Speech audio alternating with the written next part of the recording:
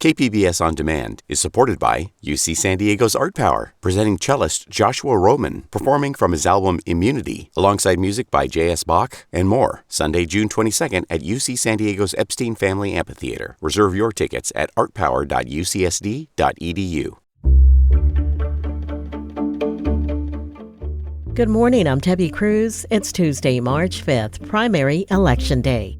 A new homeless shelter near Vista is now open. More on that next. But first, let's do the headlines.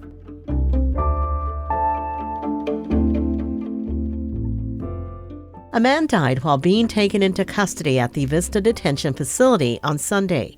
Jail safety advocates say this is the fourth in-custody death so far this year. The Sheriff's Department says deputies applied a rap restraint after the man began kicking and flailing against officers. The device binds the legs and wrists together while keeping a person sitting in an upright position. The maker of the device says it saves lives and reduces injuries. Yusef Miller from the North County Equity and Justice Coalition says it's not as safe as it claims. It is very problematic, especially when it comes to concerns of asphyxiation. And that's what this incident, it really brings back and haunts us memories of what happened to Earl McNeil in National City. Per a countywide agreement, the case will be investigated by the San Diego Police Department as well as CLERB, the Citizens Law Enforcement Review Board. Today is the primary election, which means it's the last day to vote. So don't worry if you haven't cast your ballot yet. There's still time. More than 200 vote centers and 146 official ballot drop boxes across the county are open extended hours today from 7 a.m. to 8 tonight. If you're in line at a vote center or an official ballot drop box by 8 p.m., you'll be able to vote. And if you're still not registered to vote, there's also time for that. You can conditionally register and vote provisionally at any vote center today. For more information on the races and where to find the closest place to cast your ballot, visit our newsroom's Voter Hub at kpbs.org/voterhub. There will be more sunshine today before a chance of rain tomorrow, so enjoy the clear skies while you can. The National Weather Service says it will start to get cloudy towards the end of the day. Today's temperatures in the inland areas will be in the mid-60s. By the coast, temps will be in the high 50s. In the deserts, it'll be in the mid-70s. And in the mountains, temps will be in the high 40s. From KPBS, you're listening to San Diego News Now. Stay with me for more of the local news you need. KPBS On Demand is supported by Splatero, helping homeowners pay off debt by offering streamlined access to your home's equity with no additional monthly payments or new debt. Splatero provides a lump sum payment in exchange for a share of your home's future value. Pre-qualification is available at splatero.com.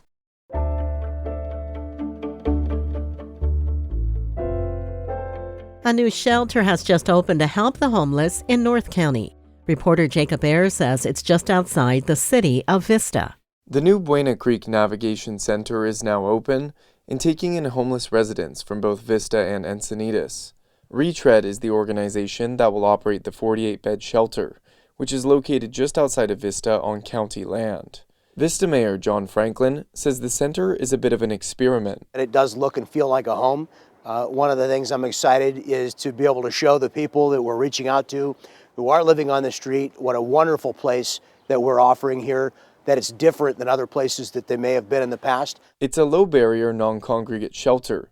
That means there are private rooms and residents don't have to be sober outside of the facility. 3/4 of the beds will be for Vista residents, and the rest are for those from Encinitas. The facility is for adults who are referred by homeless outreach teams for each city.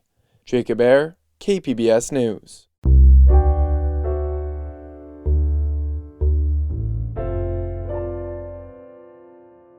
A new rapid bus line in the South Bay has survived a campaign to get rid of it. South Bay reporter Corey Suzuki says the route just went into service a few months ago in Imperial Beach. The Rapid 227 route was meant to make it easier to commute in the South Bay, between Imperial Beach and the Otay Mesa port of entry. But just weeks after the buses started running, a group of residents in Imperial Beach started sharing frustrations. They said the new buses were making a quiet street noisy and bright at night, and that MTS didn't spend enough time reaching out to the neighborhood beforehand. I can hear the buses. I can see the buses. There are many, many, much too many. The debate came to a head at a big city council meeting last month. Here's resident Denise Guntram. We have 2 routes already that I think service Imperial Beach, our small 4 square mile city, and I think that is perfectly fine. The campaign to get rid of the Rapid 227 route was met by dozens of people who spoke passionately about the need for stronger public transit. Resident Denise Ramos said many residents have to cross the border for work but don't have access to a car. ¿Por qué no mucha gente no tiene carro, no tiene los medios para poderse transportar? Y esto es bastante económico y pues muy rápido. The city council recommended that MTS look at moving part of the 227 route to a less residential street, but they said the bus line would stay. They would not recommend getting rid of it completely. Corey Suzuki, KPBS News. Hundreds of potential layoffs in the San Diego Unified School District could be approved at tonight's Board of Trustees meeting. Education reporter M.G. Perez tells us where the cuts could be made. Resource teachers across the San Diego Unified School District could be the first to be laid off next school year to help cover a budget deficit. That $93.7 million shortfall was caused by the end of supplemental federal COVID money and much less funding expected from the state. Those teachers are assigned from the district administration office to school sites and provide services like literacy and language instruction. Layoffs would greatly weaken the program at Barnard Mandarin Elementary Magnet School in Pacific Beach. That's according to its PTA secretary, Gisa Dang. The only elementary school that offers Mandarin language, especially in an immersion program, which helps children to really get a great grasp of the language. School board trustees say they plan to use attrition and put a freeze on hiring for any vacant jobs. MG Perez, KPBS News.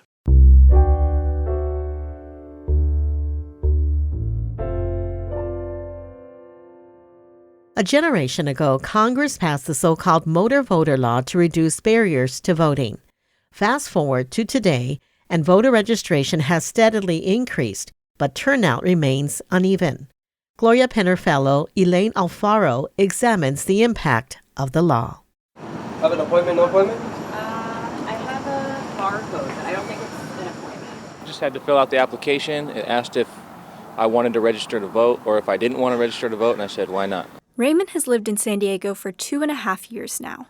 He went to the Hillcrest DMV office in late February for reasons not related to voting, but left as a registered voter in California, thanks to state and federal motor voter laws. I mean, if it skips a step for the average person that may not, that wouldn't normally sign themselves up to, vote, then I think it's a good thing. These laws have been on the books for a generation. The idea is to make registration more accessible, with the hope that people would then actually go out and vote.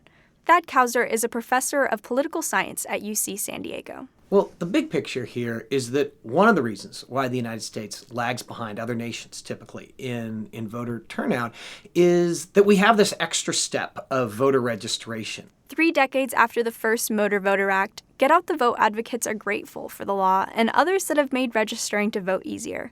But the hoped-for impact on voter turnout hasn't always materialized. The efforts in the 1990s went beyond the DMV and included the MTV generation. In 1992, Joel Shulkin was a sophomore at the University of New Hampshire. He was running a new voter registration program. Part of it was, and traditionally, students up to that point really, and young people in general, the under 24 population really didn't turn out to vote. And yet, so many legislative decisions are made every day that affect that population. Shulkin was also an REM fan. On the back of the band's Out of Time album was a petition for the Motor Voter Bill and a program called Rock the Vote. The idea behind Rock the Vote was for celebrity volunteers to inspire young people. Shulkin wrote a letter to Rock the Vote. After they responded, everything changed. I actually remember going door to door with Sarah Jessica Parker, and she was so nice. Like she said, "Oh my gosh, you're the one who wrote the letter," and was so excited. And she would stop and just talk to students, and insist on talking to them for like 10, 15 minutes until they finally agreed to go ahead and sign up to vote. Shulkin says they were able to register 10,000 new voters at the University of New Hampshire alone. He says young voters were mobilized to turn out for the election, too. While many people charge that the large number of unregistered students was due to apathy, my experience tells me something very different. Much of the problem is due to needless obstacles to registration. Even with efforts like Rock the Vote, voter registration and turnout continued to have peaks and valleys. Registration obstacles and dismal turnout persisted, especially in California. A low point came in 2014. Mindy Romero is with the Center for Inclusive Democracy, which studies the impacts of motor voter laws. Back in 2014, we saw a record low turnout, period, in California. The primaries, the general election was the lowest general election turnout that we've ever seen. Voting rights advocates sued the California DMV. The suit prompted the state legislature to pass the new Motor Voter Act in 2015. This further streamlined the registration process at DMVs. Then, in 2021, a task force was established to ensure DMV offices were complying with the law. Registration is again on the rise in the wake of the updated laws, but it's still not translating into higher turnout across the board. Dora Rose is the deputy director of the California League of Women Voters. She says automatic voter registration, or AVR, needs to be backed up by additional measures. I guess I would say that it's really important to note that AVR doesn't immediately translate into high turnout, right? For example, people who register through California's online system, where they have to actually proactively seek out registration, they turn out at much higher rates than the folks who are registering at the DMV. And that means that it's very important to take the next step, which is to do the education and outreach work that's necessary to translate new registrations into actual votes. For Raymond at the Hillcrest DMV, participating in the upcoming local election isn't a high priority. But, he says, at least he has the option for the November presidential election. Kind of 50-50. I'm not really participating in anything local because I'm not up to date. But as far as presidential, I'd probably vote on that. Times are crazy. Yeah. So I want to make sure the right person wins. Elaine Alfaro, KPBS News. That's it for the podcast today. As always, you can find more San Diego news online at kpbs.org. Join us again tomorrow for election results, plus the day's top stories. I'm Debbie Cruz. Thanks for listening, and have a great Tuesday, and happy Election Day.